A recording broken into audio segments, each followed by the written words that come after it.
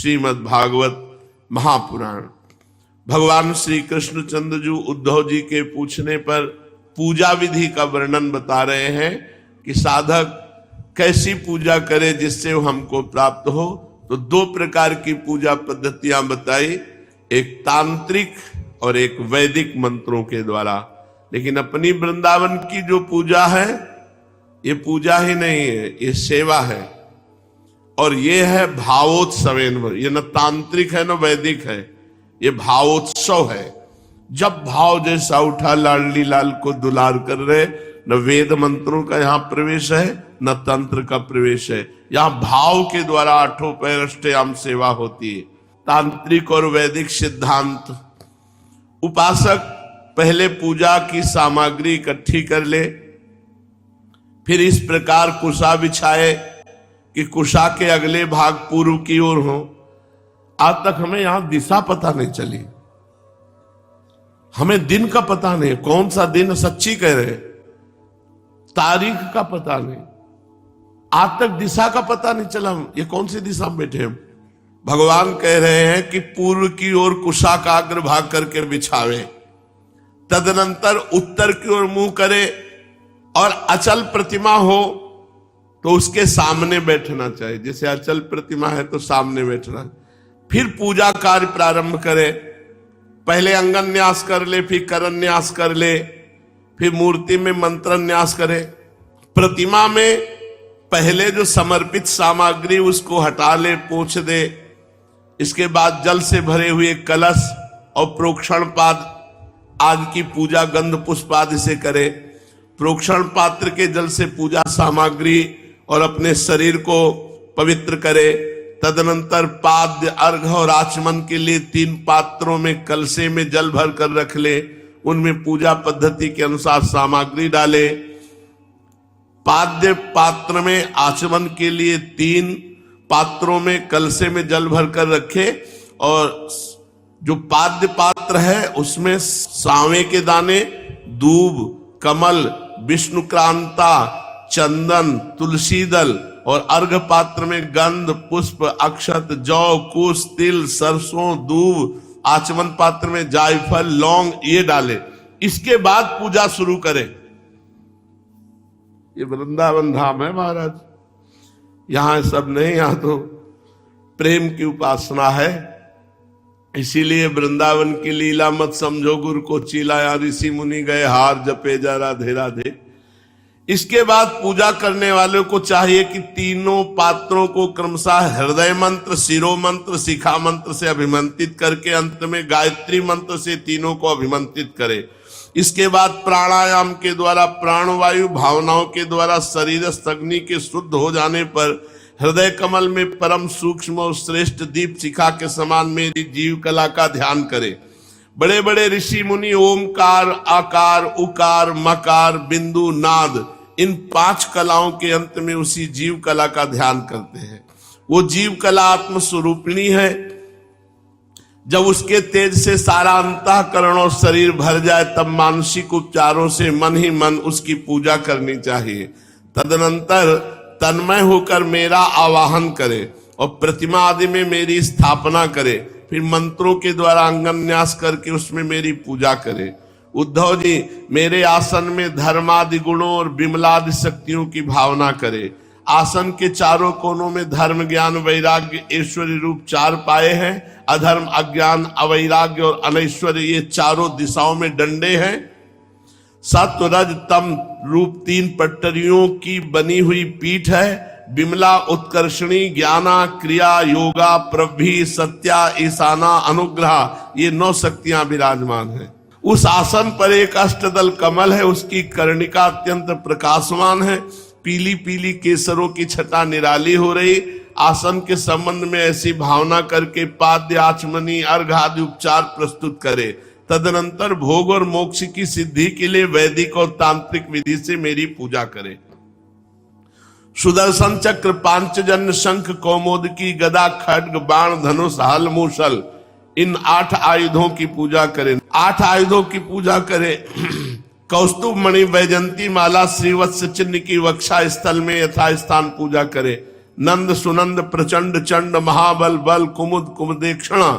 गरुण के सामने दुर्गा विनायक व्यास विश्वक्सेन चारों कोनों में स्थापना करके पूजन करे। बाईं ओर गुरु की यथाक्रम पूर्वा। अरे बहुत विचित्र लीलाएं हैं, सेवा पूजा मंत्र और सबका फल है प्रेम, और प्रेम की उपासना है। पूर्व दिशा में इंद्रादि 8 लोकपालों की स्थापना करके प्रोक्षण अर्घ ध्यान और क्रम से उनकी पूजा करनी चाहिए। प्रिय उद्धव, यदि सामर्थ्य हो तो प्रतिदिन चंदन खस कपूर केसर अर्घादि सुगंधित वस्तुओं द्वारा सुवासित जल से मुझे स्नान कराए। उस समय सुवर्ण घर्म इत्यादि सुवर्ण घर्मानुवाक जितम ते पुंडरी काक्ष इत्यादि महापुरुष विद्या सहस्त्र शीर्षा पुरुषाहा इत्यादि पुरुष सूक्त इंद्रम नरो नेमधितो हवंत इत्यादि मंत्रोक्त राजनादि सामगायन पाठ करता हुआ मेरी पूजा करे, स्नान आदि करावे। मेरा भक्त वस्त्र यज्ञोपवीत आभूषण पत्र माला गंध चंदन आदि से प्रेम पूर्वक यथावत मेरा श्रृंगार करे। उपासक श्रद्धा के साथ मुझे पाद्य आचमन चंदन पुष्प अक्षत धूप दीप आदि सामग्रियां समर्पित करे। हो सके तो गुड़ खीर घृत पूड़ी पुआ लड्डू हलवा दही और दाल ये विविध व्यंजनों का नैवेद्य लगावे। तभी तो बिहारी जो महाराज को जो भोग लगता है वो नारायण भी तरसते हैं, क्योंकि प्रेम से पूरित होकर जो ब्रजजन अर्पित करते हैं। अच्छा, भोग लगावे, दाल आदि से व्यंजन का भोग लगावे। अलियो फिर कह रहे दतुवन करावे, फिर उपटन लगावे, फिर पंचामृत से स्नान करे, फिर सुगंधित लेप लगावे, फिर दर्पण दिखावे, भोग लगावे। शक्ति हो तो प्रतिदिन मेरे पर्वों के अवसर पर नाचे गावे। देखो श्री जी की कृपा से अपने यहाँ पूरी दिनचर्या होती है।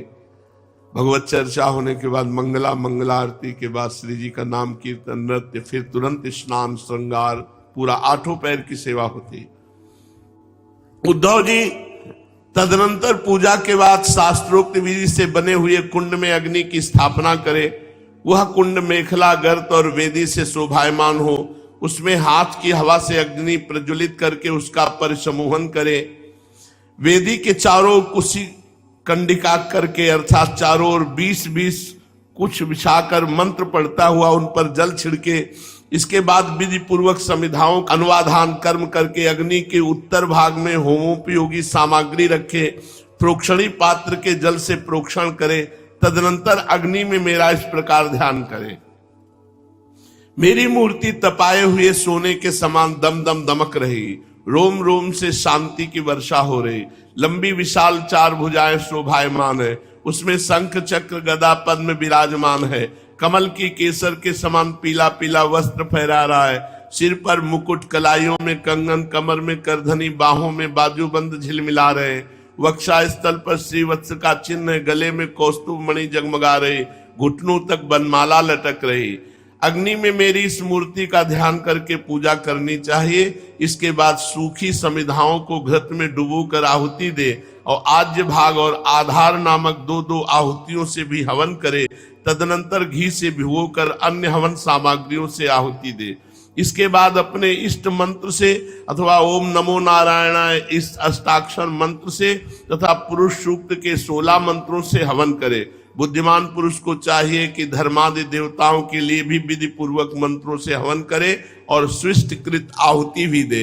इस प्रकार अग्नि में अंतर्यामी रूप से स्थित भगवान की पूजा करके उन्हें नमस्कार करे और नंद सुनंद आदि पार्षदों को 8 दिशाओं में हवन कर्मांग बलि दे।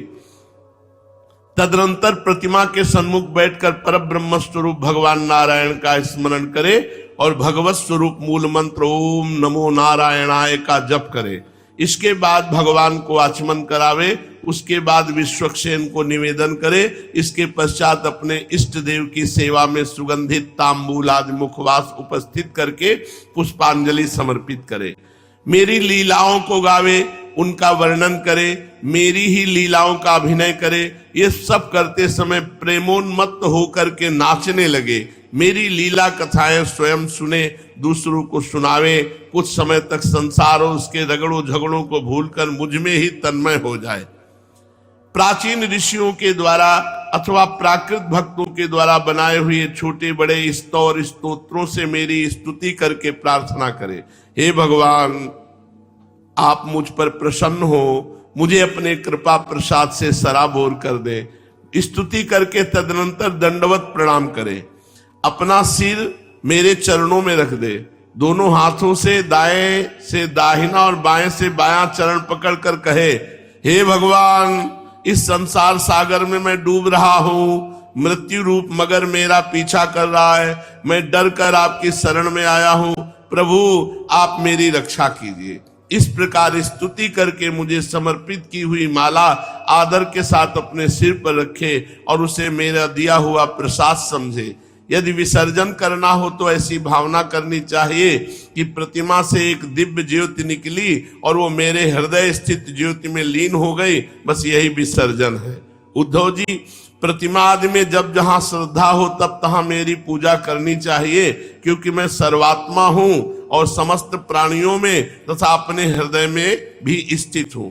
उद्धव जी, जो मनुष्य इस प्रकार वैदिक तांत्रिक क्रिया योग के द्वारा मेरी पूजा करता है वो इस लोक और परलोक में मुझसे अभीष्ट सिद्धि प्राप्त करता है। यदि शक्ति हो तो उपासक सुंदर और सुदृढ़ मंदिर बनवावे, उसमें मेरी प्रतिमा स्थापित करे, सुंदर सुंदर मेरे लिए फूलों के बगीचे लगवा दे, नित्य की पूजा, पर्व की यात्रा, बड़े बड़े उत्सवों की व्यवस्था कर दे। जो मनुष्य पर्वों के उत्सव और प्रतिदिन की पूजा लगातार चलने के लिए मेरे मंदिर में खेत, बाजार, नगर अथवा गांव मेरे नाम पर समर्पित कर देते हैं, उन्हें मेरे समान ऐश्वर्य की प्राप्ति होती है। मेरी मूर्ति की प्रतिष्ठा करने से पृथ्वी का एक छत्र राज्य मिलता है, मंदिर निर्माण से त्रिलोकी का राज्य मिलता है, पूजा आदि की व्यवस्था करने से ब्रह्मलोक, तीनों के द्वारा मेरी समानता प्राप्त होती है। और जो निष्काम भाव से मेरी पूजा करता है उसे मेरा भक्ति योग प्राप्त होता है और उस निरपेक्ष भक्ति योग के द्वारा वो स्वयं मुझे प्राप्त कर लेता है। जो अपनी दी हुई या दूसरों की दी हुई देवता और ब्राह्मणों की जीविका हरण कर लेता है, करोड़ों वर्षों तक विष्ठा का कीड़ा होता है। जैसे आपने कि ये हम रुपया मंदिर में दे दिया, ये जमीन मंदिर में लगा दी या ये वस्तु लगा दी और उसके बाद वापस ले लिया, तो भगवान कहते करोड़ों वर्षों तक विष्ठा का कीड़ा होगा। कभी ऐसे हैं मंदिर हैं जिनमें जमींदार थे तो 10-10 बीघा 20-20 बीघा मंदिर के नाम लगा दिए, उनके परिवार लोग उसका पूरा प्रयोग करने लगे, तो ये बहुत अपराध है। जो भगवान के निमित्त अर्पित कर दी जाए उस वस्तु का स्वयं प्रयोग नहीं करना चाहिए, वो करोड़ों वर्षों तक विष्ठा का कीड़ा होता है। जो लोग ऐसे कामों में सहायता या प्रेरणा या अनुमोदन करते हैं वे मरने के बाद बड़े दुख के भागीदारी बनते हैं। यदि उनका अधिक हाथ रहा तो अधिक फल होता है, यदि कम रहा तो कम मिलता है। इस तरह मेरी पूजा करे और सावधानी के द्वारा मेरे को अपने आप को समर्पित कर दे तो मेरी प्राप्ति हो जाती है। शेष चर्चा आगे। श्री राधा वल्लभ लाल।